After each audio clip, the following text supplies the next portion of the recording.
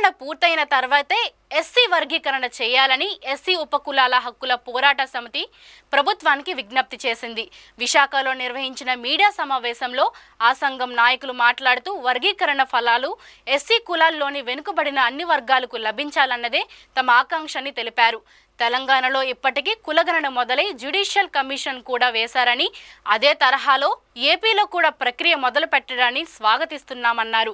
శాస్త్రీయ పద్ధతుల్లో కులగణన నిర్వహించాలని వారు కోరారు.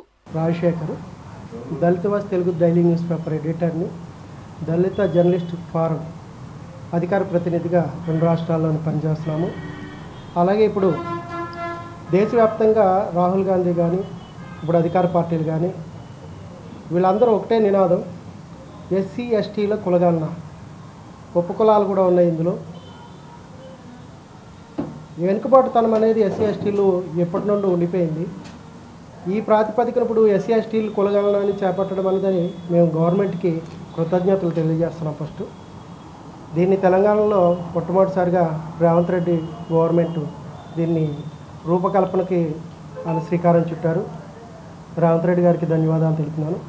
అదేవిధంగా ఆంధ్రప్రదేశ్లో ఈ ఎస్టీ కులగణాలు కులాల ప్రాతిపదికన జరగాలని, క్రైస్తవులుగా లేకపోతే ఏ దేవుడు నమ్ముకుంటూ ఆ దేవుడు నమ్ముకుంటున్నారని చెప్పేసి వాళ్ళని ఎస్సీల పరిగణనలోకి తీసుకోకుండా వాళ్ళని బీసీలుగా మార్చేసే ప్రయత్నం జరుగుతుంది. అలా కాకుండా మతం వేరు కులం వేరు. ఎస్సీ ఎస్టీల్లో మతం వేరు కులం వేరు.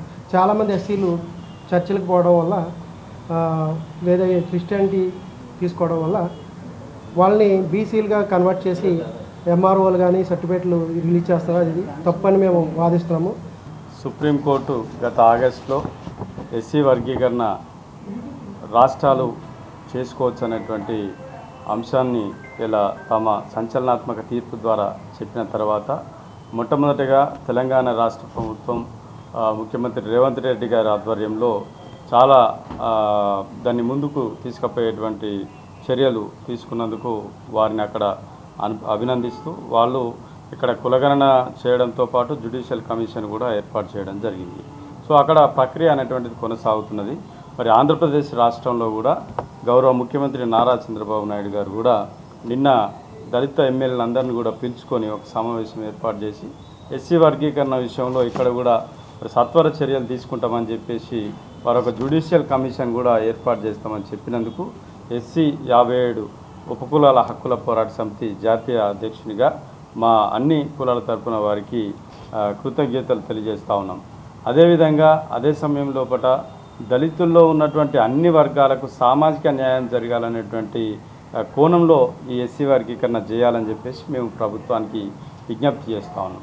ఎట్లా అంటే ఇప్పుడు గతంలో జరిగినటువంటి ఎస్సీ వర్గీకరణ ఏదైతే ఏబిసిడి వర్గీకరణ జరిగిందో అందులో కేవలం మాలామాదిగ కులాలు మాత్రమే అభివృద్ధి చెందగా మిగిలిన కులాలన్నీ కూడా తీవ్రంగా నష్టపోయినటువంటి పరిస్థితి. అంటే అప్పుడు జరిగినటువంటి వర్గీకరణ శాస్త్రీయ పద్ధతిలో జరగకుండా మిగతా కులాలకు అన్యాయం చేసే విధంగా జరిగింది. కాబట్టి దాని యొక్క అప్పటి రాష్ట్రంలో జరిగినటువంటి లెక్కలు కానీ రిపోర్ట్స్ కానీ అదేవిధంగా దీని మీద వేసినటువంటి ఉషా మేరా కమిషన్ రిపోర్ట్ కానీ ఇవన్నీ కూడా స్పష్టంగా 57 కులాలకు అన్యాయం జరిగిందనేటువంటి విషయాన్ని మరి ఇలా తెలియజేస్తూ ఉన్నది. కాబట్టి ఇప్పుడు మరి ఇన్ని సంవత్సరాల పోరాటం తర్వాత జరుగుతున్నటువంటి ఎస్సీ వర్గీకరణలో అన్ని కులాలకు సామాజిక న్యాయం జరగాలనంటే ఏ కులం ఎంతో ఉన్నదనేటువంటి విషయం అనేటువంటిది తెలియాలి.